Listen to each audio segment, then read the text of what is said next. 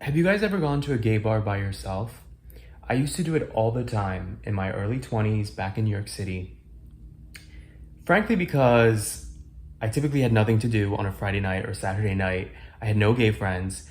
And there was something exciting about finally being of age to drink, right? 21 in the States.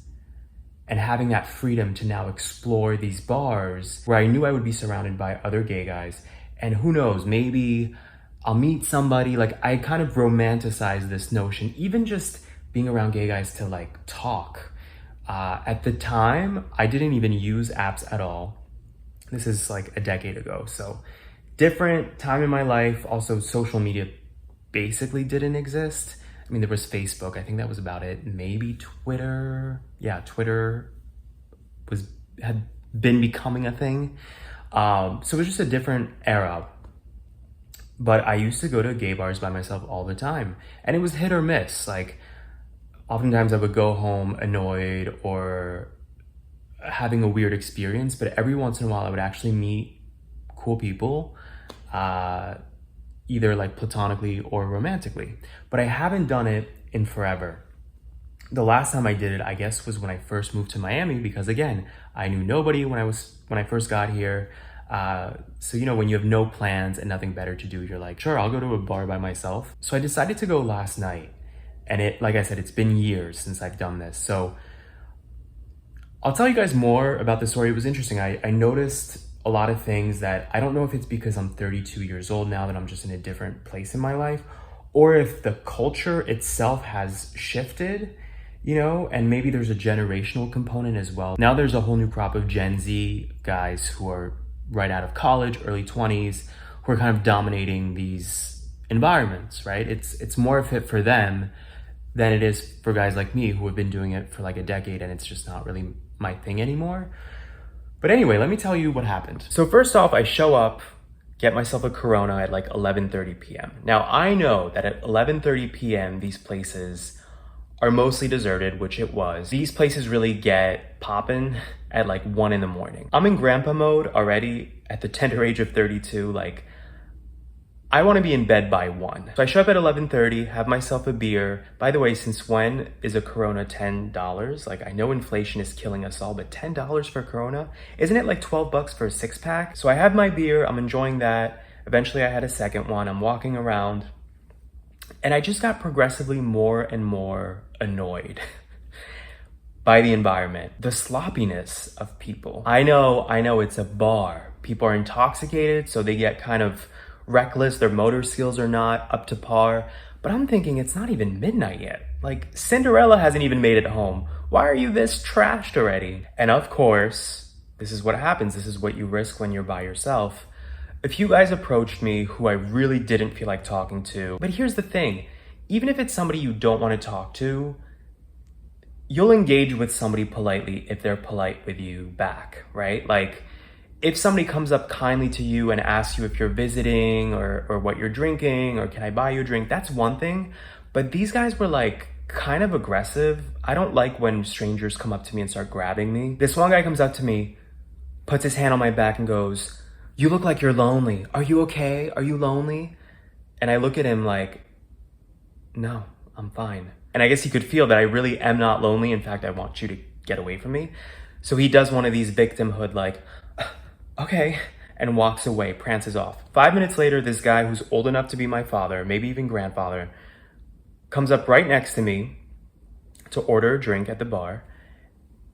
And he yells this thing in my ear and I can't understand what he's saying, but it doesn't sound like English. So I ask him to say it again, come again. And indeed, it's definitely Spanish, but I don't speak Spanish. I don't know what he's saying. By the way, that's a very common thing in Miami for people to instinctively speak in Spanish to you first before English.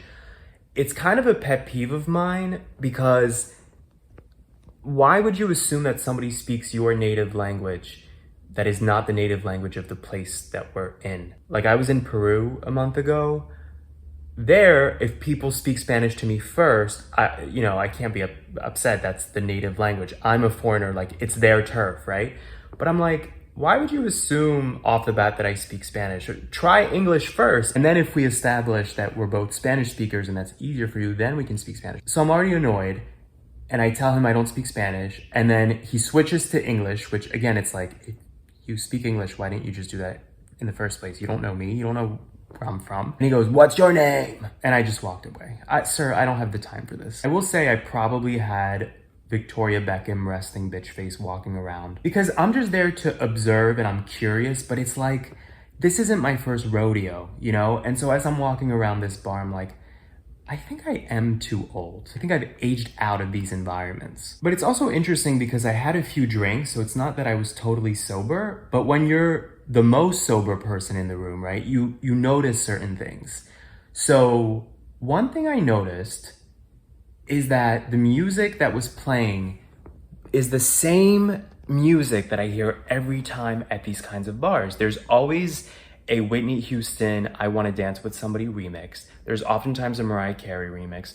There's always whatever the latest Ariana Grande song, like the last song that she's released, on loop. There's always a Dua Lipa song. They played the Miley Cyrus song, Flowers. Taylor Swift, right? Like there's always that like 190s dance anthem with Martha Wash on vocals.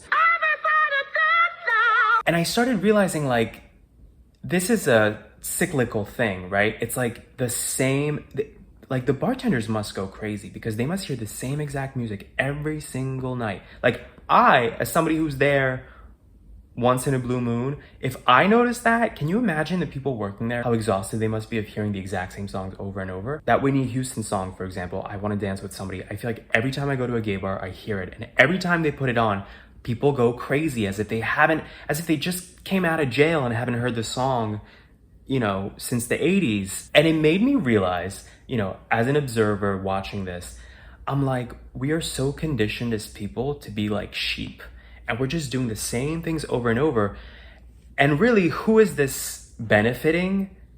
It's benefiting the people who are making money from this, right? Like, not to get too political or whatever, but I just was standing there observing people clearly high as a kite on some substance beyond alcohol, or at best just like wasted from alcohol. And I'm thinking, for a lot of these people, this is their typical Friday or Saturday, and they keep coming back to this.